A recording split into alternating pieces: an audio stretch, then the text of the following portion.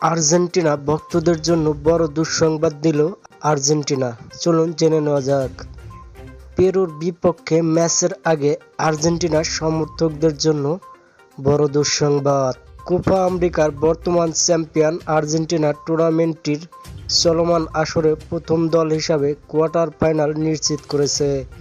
Group পর্বের প্রথম দুই ম্যাচে কানাডা ও চিলি জয়ের মধ্য দিয়ে সবার আগে শেষ ৮-এ জায়গা করে নেয় তারা।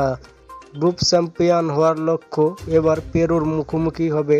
এই ম্যাচে মাঠের লড়াইয়ে নাও দেখা যেতে পারে লিওনেল মেসিকে।